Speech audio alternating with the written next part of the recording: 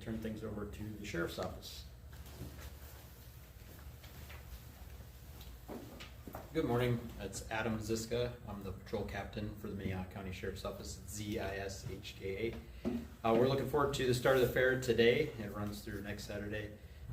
From a law enforcement perspective, there are a few rules that the fair has asked us to help enforce, and one of those is being the curfew. So this is the third year of the curfew. What it reads is any person 17 or under is not allowed at the fair after 9 p.m. We'll be enforcing that this year, helping the fair enforce that rule like we have in the past 2 years. And then additionally, I just want to get the message out that you shouldn't be sending children to the fair unattended at that time anyway.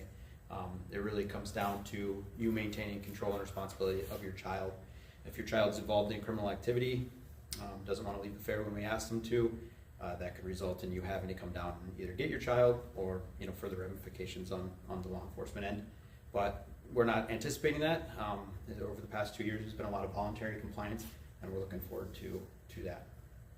Does anybody have any questions? How exactly do you plan on enforcing it? Is there like wristbands that somebody wears, or after a certain time you start wristbanding, or how do you guys check?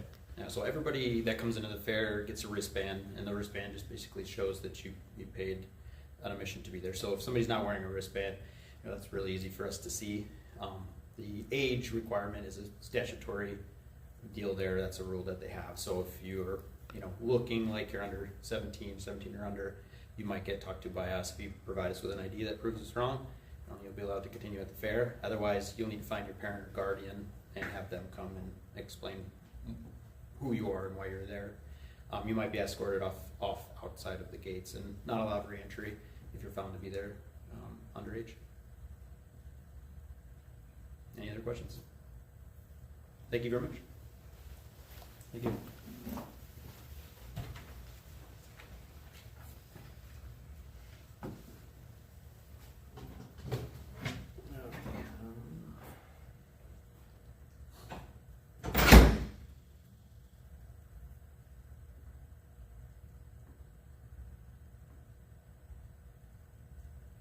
Just looking for an update on these things.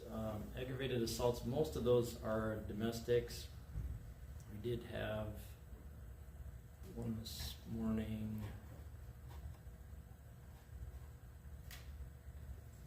Yeah, we still don't have a whole lot of information. There was a call about a stabbing this morning, but I believe that all involves juveniles. No serious injuries with that. We did have one of the domestics was somebody that was cut with a knife on their arm. No arrests at this point, no serious injuries from that. The burglaries, we had one that is tied in, and this was another one that just came in this morning, so I don't know if I have all the details on that. But we had a guy early this morning. This is tied in with a couple of burglaries and then one of the larcenies. I think the order probably was one of the larcenies, and that was a woman that had her car parked in a parking lot at a motel. She had a notification, I think it was like an OnStar notification that somebody had entered her car. She found a guy inside of it, and she basically told him he had to leave. That wasn't his car. He left. She was able to get a description, and then she found she had some credit cards that were taken. Inside the car, one of the things that was left behind was a couple of IDs, and she didn't recognize those, and there was also a syringe that was found to have some meth in it. Next, we had, this was, that one, I say the time about 4:45 a.m. The next one was probably about 5:45, and that was in the 1000 block of North Menlo, and this ended up being the same guy. He was inside a house, and then the other one was the 1300 block of West Bailey. Still wait for reports to come in on that one. That was an apartment, and that one, the guy was found inside. The victim ended up chasing him off. I think the apartment may have been left unlocked. Same thing with the house. The owner at the house on North Menlo saw the guy and yelled at him, and then the guy took off. So we had officers that found the guy right in the area, the suspect nearby. Ultimately, once they pieced all this stuff together, he was arrested for quite a few things. We've got burglary, he had some marijuana with him, so possession of marijuana, possessing a controlled substance, criminal entry of a motor vehicle, theft from a motor vehicle. Turns out in the car, one of the IDs that he had left behind was his own ID. But of course, we didn't know that at the time because there was a couple of them that had different names on it. And let me see if we have anything else.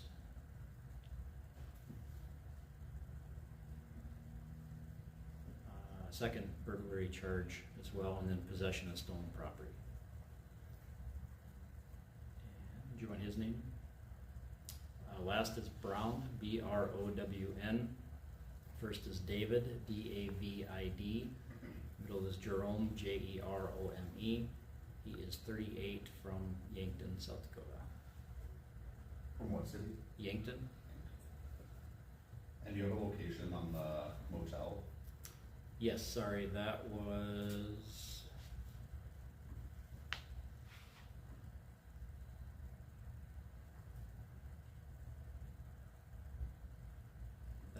the 1300 block of West Russell.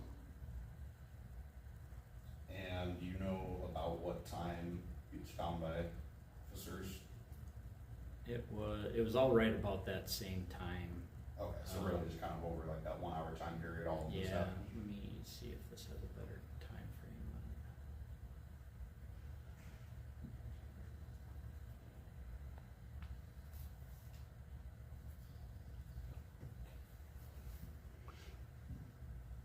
It's going fast.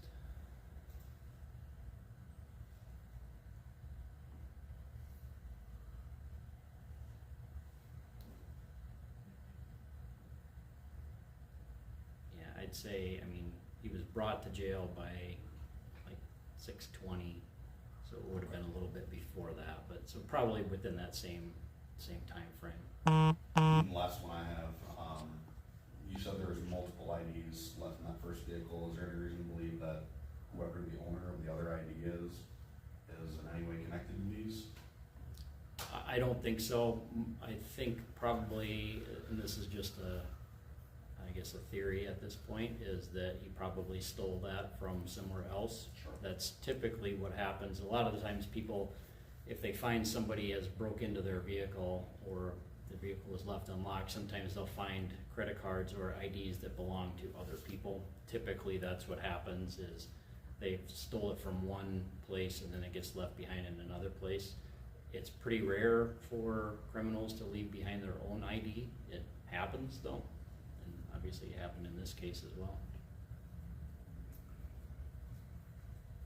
The other burglaries are reports. The disorderlies, one was a guy that was inside a car, not related to this. The other was a phone call.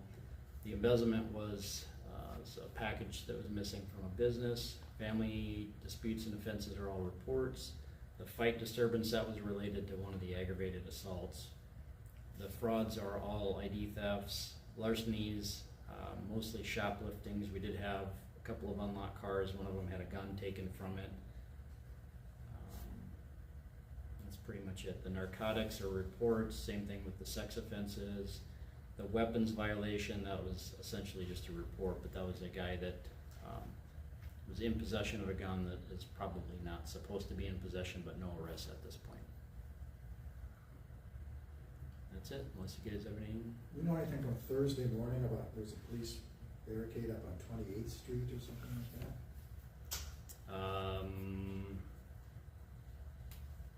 28th Street, like East 28th Street? Yeah. That would have been the one I emailed you about. Yeah, so that was related to a domestic call. It was, the suspect had threatened the victim with a weapon, and so SWAT ended up getting called. he was, they ended up going inside the residence and he wasn't there, so they believe that he probably left before officers arrived. But at this point in time, no arrests have been made, but we know who the suspect is. In that case, there was no serious injuries for the victim either. You're still looking for the guy though. Right, still looking for him. Anything else? Okay, thanks.